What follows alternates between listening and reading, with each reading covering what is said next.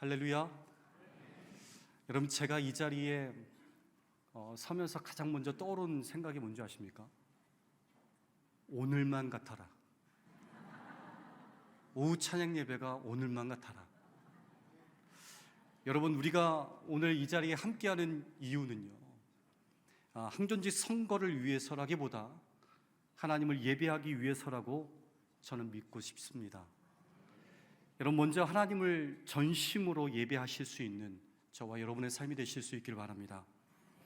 여러분, 우리가 함께 예배를 드리고 나서 또 항전직 선거를 할 건데요, 오늘 우리는 선거를 통해서 장로님 2분, 또 안수 집사님 5분, 권사님 10분을 선출할 겁니다.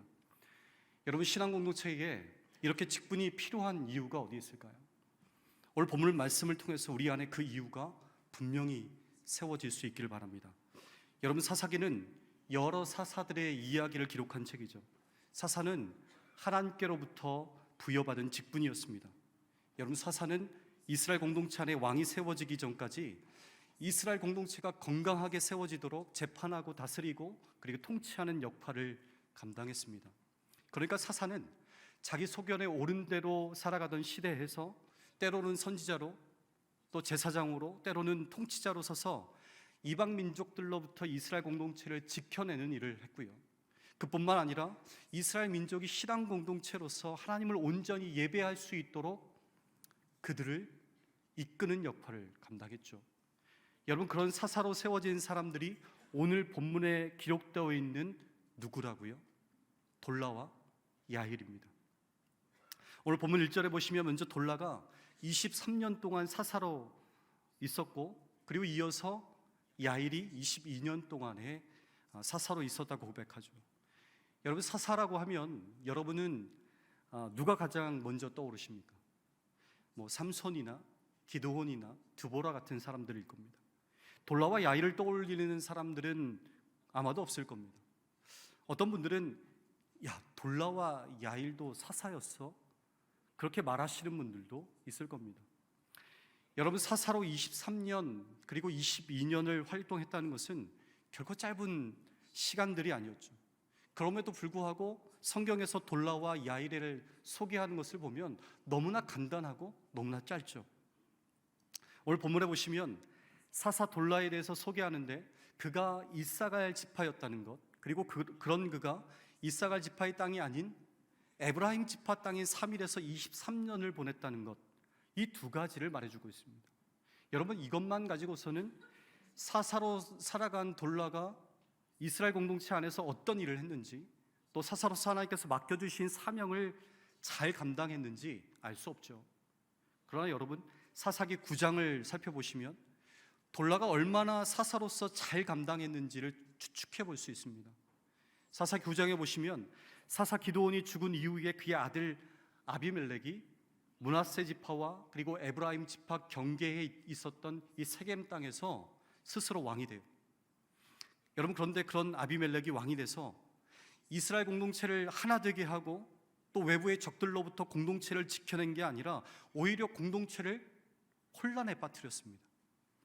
여러분, 아비멜렉은 그 형제 70명을 죽였을 뿐만 아니라 이 공동체를 갈라서게 만들었고, 그렇게 두 진영으로 갈라서서 서로를 죽고 죽이게 만들었습니다. 여러분, 그렇게 서로 칼을 맞대어 전쟁을 벌여서 수많은 사람들이 죽었다는 것은요, 그들 안에 씻을 수 없는 상처들과 아픔들이 생겨났다는 것이죠. 여러분, 전쟁 때문에 서로의 아버지가 죽고 아들이 죽었을 겁니다.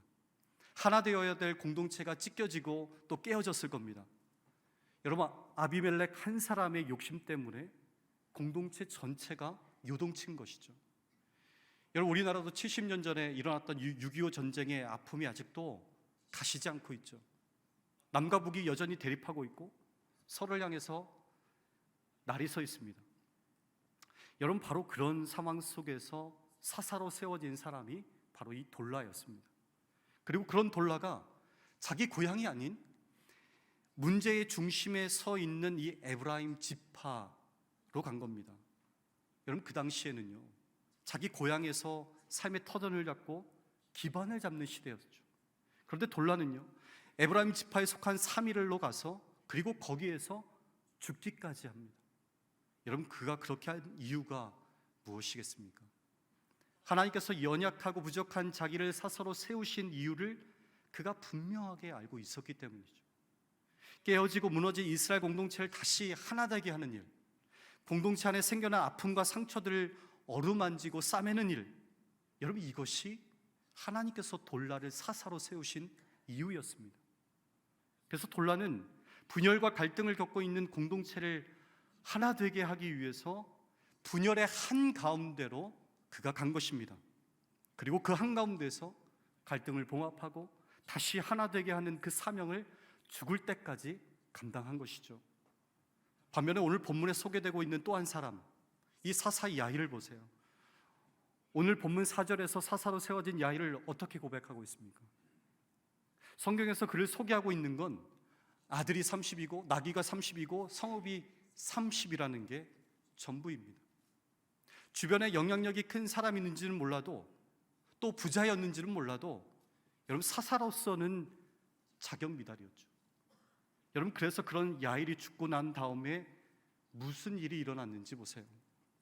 6절에 보시면 이스라엘 자손이 다시 여호와의 목전에 악을 행했다라고 고백하고 있습니다.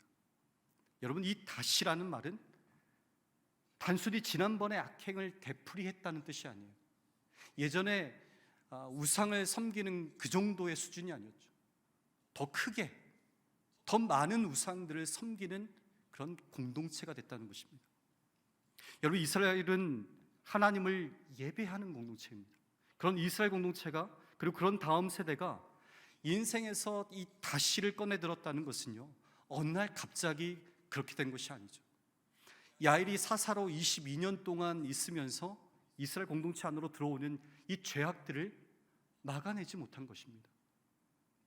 사랑하는 여러분, 돌라와 야힐, 그들은 하나님께서 세우신 사사였습니다. 그러나 그들의 삶은 전혀 달랐죠. 사사 돌라는 깨어지고 상처난 이스라엘 공동체를 싸매고 그리고 하나 되게 하려고 자기 고향을 떠나 에브라임 산지에 가서 사사로 평생을 살다가 그 땅에 묻혔습니다.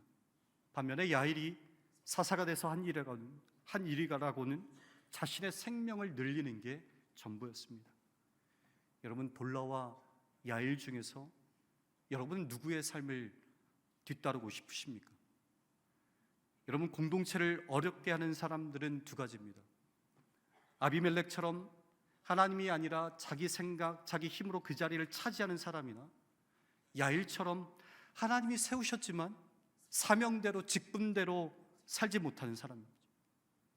여러분, 아비멜렉이나 야힐과 같은 직분자가 되지 마시고 돌라와 같은 직분자가 돼서 신앙 공동체 안에 아픔과 상처가 있다면 그것을 감싸주고 싸매 주실 수 있기를 바랍니다.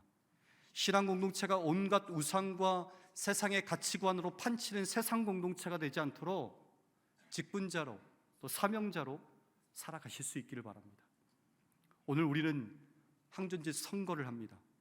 그리고 귀한 직분자들이 세워질 겁니다.